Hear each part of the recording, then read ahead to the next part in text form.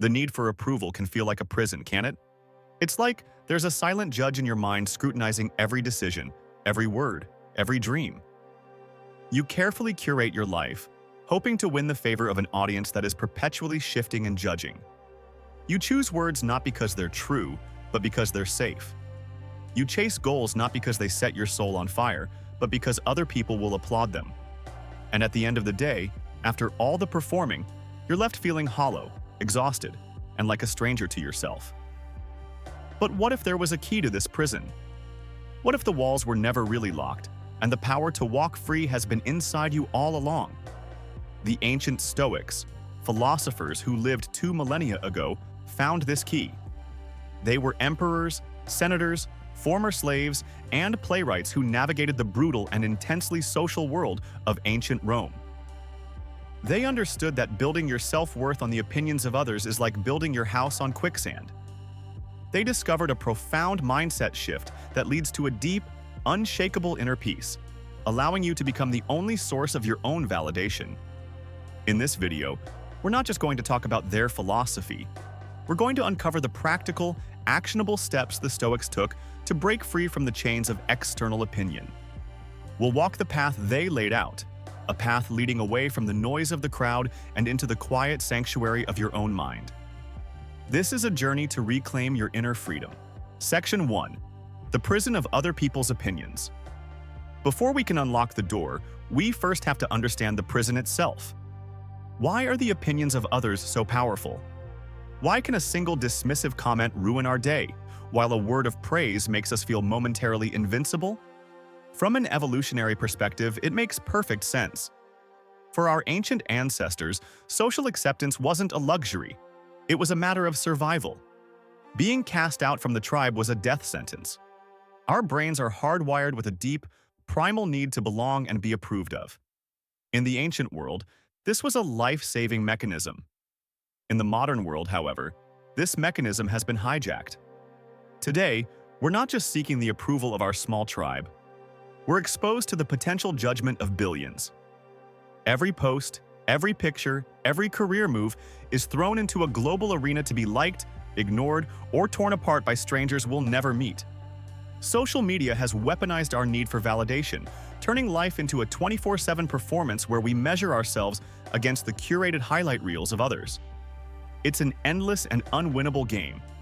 The psychological cost is immense. It's a life defined by anxiety.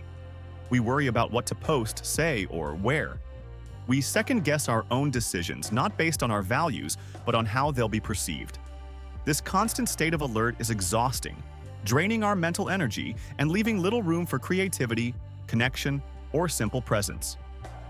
Worse, it leads to a profound loss of authenticity. When your main goal is to be liked, you start to sand down your own edges. You hide your quirks, suppress your unpopular opinions, and abandon the paths that feel true but look strange to others. You become a reflection of what you think the world wants, not an expression of who you actually are. It is a slow erosion of the self. The Stoics saw this with perfect clarity. The philosopher Seneca described living this way as a form of voluntary slavery. You hand the keys to your happiness over to people who, as we'll see, often don't even deserve your attention, let alone your freedom. It's like being a ship without a rudder, tossed about by the changing winds of public opinion. The great emperor and Stoic philosopher Marcus Aurelius marveled at this paradox in his private journal. He wrote, "It never ceases to amaze me. We all love ourselves more than other people, but care more about their opinions than our own. We grant more authority to the fleeting thoughts of others than to our own deepest sense of self." This is the prison. It might be a gilded cage, decorated with likes and compliments, but it's a cage nonetheless. The good news is that Stoicism doesn't just diagnose the problem, it provides a cure. It teaches us how to find a source of validation so deep and stable that no external opinion can ever touch it. And that journey begins with one foundational idea. Section 2. The Stoic Mindset Shift, the Dichotomy of Control. At the heart of Stoic practice lies a simple but revolutionary concept, the dichotomy of control. This is the master key. The revered Stoic teacher Epictetus, a former slave, laid it out with stark simplicity in his handbook, the Enchiridion. He said, "Some things are within our power, while others are not. Within our power are opinion, motivation, desire, aversion, whatever is of our own doing. Not within our power are body, property, reputation, office, whatever is not of our own doing." This isn't just a clever saying, it's a sorting mechanism for life.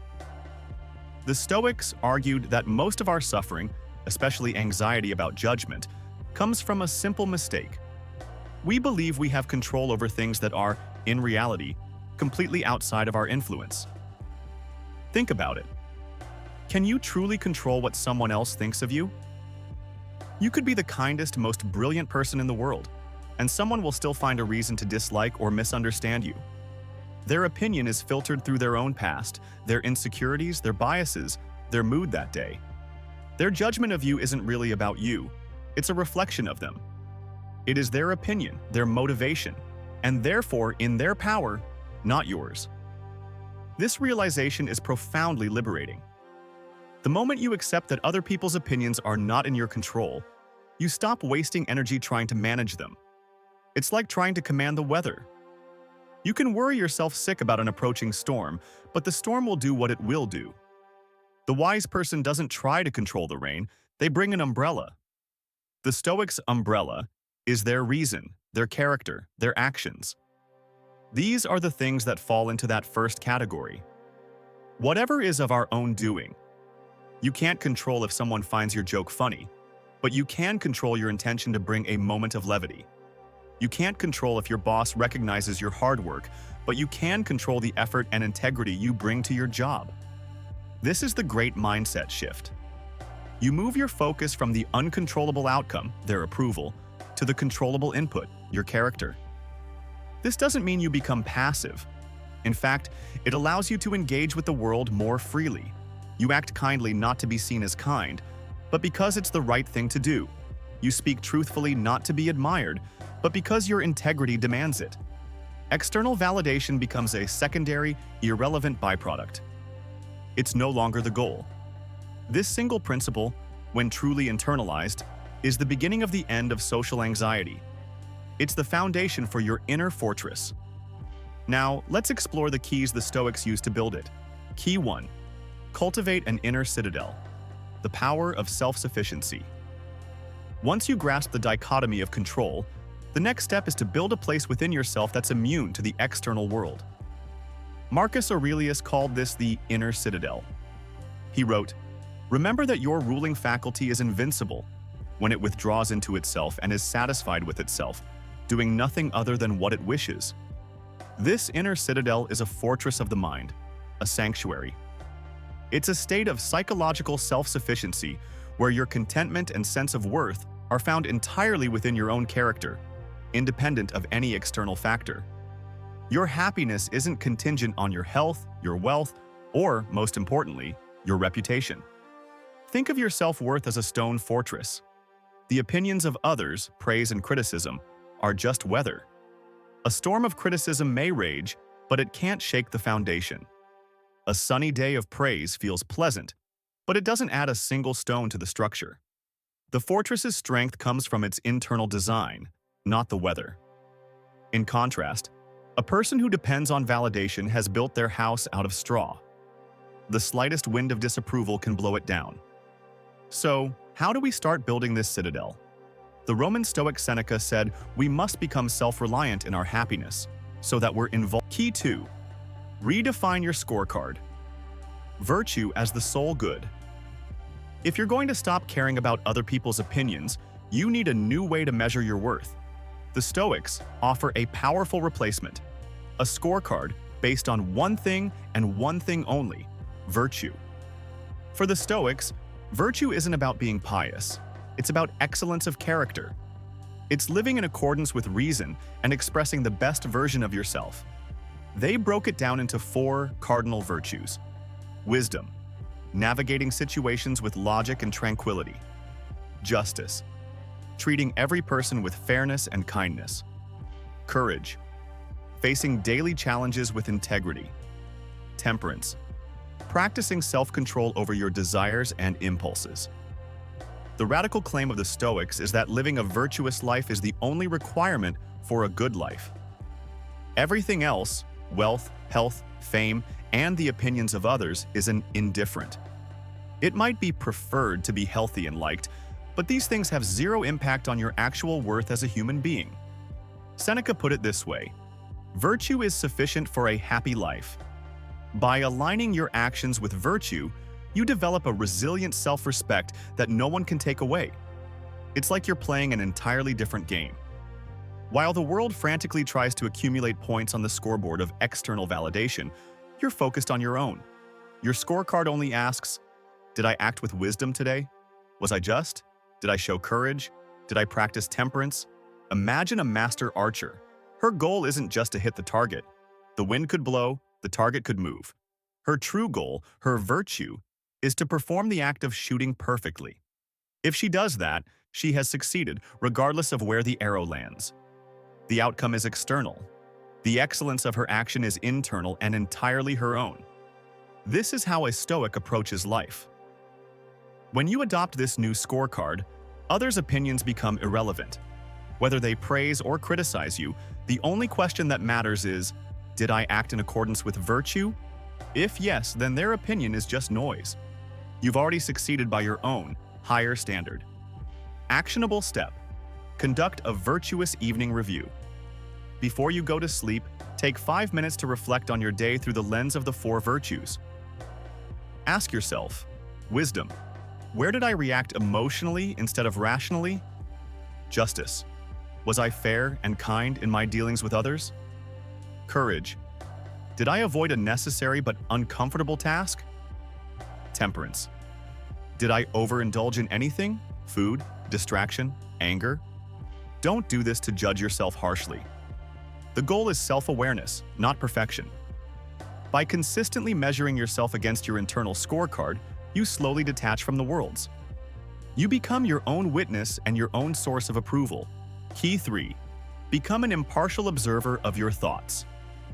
One of the greatest sources of suffering is believing our automatic thoughts are true. Someone gives you a critical look, and your mind immediately creates a story. They think I'm an idiot. I've embarrassed myself. We fuse with this story, and it triggers shame and anxiety. The Stoics taught that this is an error. It's not the event that harms us, but our judgment about the event. Epictetus stated this clearly: men are disturbed not by things, but by the views which they take of them. This means criticism or praise is not inherently good or bad. It's a neutral event. Your mind is what assigns it a value and creates the emotional response. So, if our judgments are the source of our distress, we can change our distress by changing our judgments. We can learn to observe our thoughts without automatically believing them. Imagine you're standing on a riverbank. Your thoughts and feelings are the water flowing by. Sometimes the river is calm, and sometimes it's a raging torrent filled with self-doubt and fear. The untrained mind jumps into the river and gets carried away. The Stoic practice is to remain on the bank. You can watch the debris rush past. You can acknowledge it. There's the thought that I'm not good enough. You observe it with detached curiosity without being swept away. You recognize a thought is just a mental event, not a fact. The river is flowing, but you are the observer on the bank. Marcus Aurelius practiced this constantly, reminding himself, everything we hear is an opinion, not a fact. Everything we see is a perspective, not the truth. The key is to create a pause between the stimulus and our response. In that pause, we can examine our automatic judgment and choose whether or not to accept it. This practice starves the ego, which thrives on praise and blame. By becoming an impartial observer, you stop feeding it. You realize your true self, your ruling faculty, as the Stoics called it, is the observer, not the thought. This self is stable, calm, and untouched by the chaos. Actionable. Step: practice the view from above. The next time you feel the sting of someone's opinion, try this visualization. Close your eyes. Imagine floating up out of your body, rising higher and higher. See the room, then the building, the city. Go higher still, until you see the entire planet Earth, a beautiful marble suspended in space. From this cosmic perspective, look at that one little moment of social discomfort. See how small it is in the vastness of the cosmos. This exercise, a favorite of Marcus Aurelius, doesn't invalidate your feelings. It puts them in context. It breaks the spell of the ego's drama. You can see that one opinion is just a passing cloud in an infinite sky. It doesn't define you. If this idea of finding freedom in perspective resonates with you, take a moment to hit the like button. It's a small action that helps this ancient wisdom reach others who might feel trapped. Your support allows this community to grow. Key 4. Choose your role models wisely. The sage as a guiding star. One of the most absurd parts of seeking validation is that we often seek it from people we don't even respect. We crave approval from the gossiping colleague or the anonymous online troll. Marcus Aurelius found this baffling. He asked himself, why seek praise from people who kick themselves every 15 minutes, the approval of people who despise themselves? When you really consider the source of the judgment you fear, you often realize how little it's worth. The Stoics offered an alternative. Instead of orienting your life around the crowd's approval, orient it around an ideal. Instead of asking, what will they think? Ask, what would a wise and virtuous person do? Seneca gave this advice. We should choose a good man and keep him ever before our eyes, so that we may live as if he were watching us. This good man is the Stoic sage, a hypothetical figure of perfect wisdom. While a true sage may be impossibly rare, the idea of one serves as a North Star. Your sage can be a historical figure like Marcus Aurelius, a mentor, or even a composite of the best qualities of people you admire. The point is to create an internal role model whose judgment you actually respect because it's based on virtue. Think of it as having your own personal board of directors, made up of the wisest, most courageous figures you can imagine. When you're faced with a decision and the fear of judgment creeps in, you turn to this internal board. You ask, what would Marcus Aurelius do here? Would he compromise his principles to be liked? The answer is almost always no. The sage acts from unshakable integrity. This practice shifts the locus of approval from external to internal. You're still using a witness to guide your actions, but that witness is now your own highest ideal of human character. You start to value the silent nod of your internal sage far more than the loud applause of 1,000 strangers. You begin to earn self-respect, and that's something no one can ever take from you. Actionable step. Define your sage and consult them. Take some time to think about this. Who is your ideal of a wise and good person? Write down their name and the qualities you admire in them. Is it their courage, their integrity, their compassion? For the next week, whenever you face a choice involving the fear of judgment, pause. Bring the image of your sage to mind. Ask them for advice. I'm about to do X, but I'm afraid people will think Y. What is the virtuous path here? Listen to the answer that arises. It will likely be a voice that calls you to a higher standard, the voice of your own inner wisdom, amplified through the ideal of the sage. Key 5. Practice voluntary discomfort with disapproval. We fear judgment because social rejection and criticism trigger real, primal feelings of shame. Our instinct is to avoid this pain, which is why we conform and people-please. The Stoics understood that the best way to conquer a fear is to face it in small, controlled doses. They were pioneers of what we now call exposure therapy. Seneca wrote about practicing voluntary discomfort, periodically practicing poverty or eating simple food. The purpose wasn't self-punishment. It was to rob misfortune of its power by getting familiar with it. When you voluntarily slept on a hard floor, the threat of losing your comfortable bed becomes far less terrifying. We can apply this same principle to our fear of social disapproval. We can build our disapproval muscle by intentionally exposing ourselves to small, low-stakes moments of social discomfort. Think of it as a vaccine for the ego. Most of us spend our lives trying to be invisible. This practice involves intentionally making a small, harmless ripple and then sitting with the discomfort. It's about learning, on a deep level, that you can survive disapproval. The sky doesn't fall. you're still whole. Each time you willingly step outside social convention and survive, you teach your nervous system a powerful lesson. This is not a threat. I am safe. The fear starts to lose its grip. Actionable step: create and execute a discomfort dojo list. Your dojo is your training ground for social resilience. Create a list of small actions that push your comfort zone. Start ridiculously small. Your list might include: Level 1. Wear slightly mismatched socks for a day. Level 2. Make eye contact with a stranger and smile.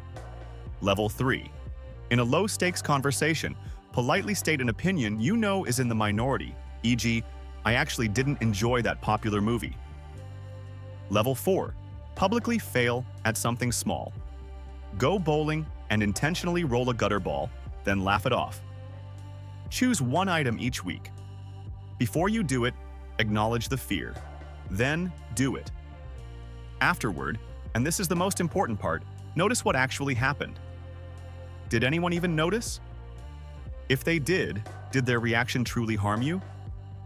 You'll discover that the imagined catastrophe in your head is 1,000 times worse than the reality. You learn that freedom lies on the other side of discomfort. Key 6. See humanity with sympathy and forbearance. When someone criticizes us, our default reaction is defensiveness. We feel attacked. The Stoics proposed a radical alternative: respond with sympathy and understanding. This isn't a weak response, it's born from strength. The Stoics believe people don't act badly on purpose, but out of ignorance. They can't tell good from evil. As Marcus Aurelius prepared for his day, he would write, "The people I deal with today will be meddling, ungrateful, arrogant. They are like this because they can't tell good from evil. But I have seen the beauty of good and the ugliness of evil, and so none of them can hurt me." This is a powerful reframe. The person judging you isn't a monster. They are a fellow human, likely struggling with their own fears and false beliefs. Their criticism is often a misdirected expression of their own inner turmoil. As Marcus suggests, go to their souls, penetrate inside, and see what sort of people they are. You will realize that there is no need to be racked with anxiety that they should hold any particular opinion about you. Perhaps the person who criticizes your career path is secretly afraid they lack the courage to change their own life. Understanding this doesn't excuse their behavior, but it neutralizes its power. It transforms a personal attack into a symptom of their suffering. And it's much harder to be hurt by someone you feel sympathy for. Think of their negative opinion as a gift. If someone tries to hand you a box you know is filled with poison, you don't have to accept it. You can politely decline. The gift remains with the giver. In the same way, when someone offers you their negative opinion, you can simply choose not to accept it. It remains their problem, not yours. Actionable step: practice the benevolent reframe. The next time a criticism stings, pause. Instead of letting your ego take the wheel, consciously ask yourself, what fear, insecurity, or misunderstanding might be motivating this person's comment? Try to construct a sympathetic story for them. This is a creative exercise in empathy. Instead of, my boss thinks my report is terrible, try, my boss is under immense pressure, and his anxiety is making him hypercritical right now. Instead of, that person on social media is calling me a fraud, try, that person might feel stuck, and seeing someone try something new triggers their own feelings of inadequacy. This mental tool shifts you from a state of personal injury to one of objective observation and even compassion. The emotional charge of the criticism dissolves. It's no longer a reflection of your worth, but a reflection of their struggle. Key 7. Remember your own mortality, Memento Mori. Of all the Stoic tools, this is perhaps the most powerful and sobering. The practice of Memento Mori, or remember you will die. This may sound morbid, but for the Stoics, it was the ultimate tool for clarity. Reflecting on our finite existence has a remarkable way of putting our petty anxieties into perspective. The fear of what a coworker thinks or the sting of an online comment. All of it shrinks to its true, insignificant size when viewed against the vast backdrop of mortality. Marcus Aurelius constantly reminded himself of his own impermanence. He wrote, "Soon you will have forgotten all things, and all things will have forgotten you." And also, think of yourself as dead. You have lived your life.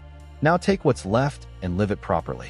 This isn't meant to cause despair, but to inspire urgency. If your time is limited, and it is, how do you want to spend it? Chasing the approval of people whose names will be lost to history, just as yours will be? Or living with virtue, pursuing what you find meaningful, and acting with integrity?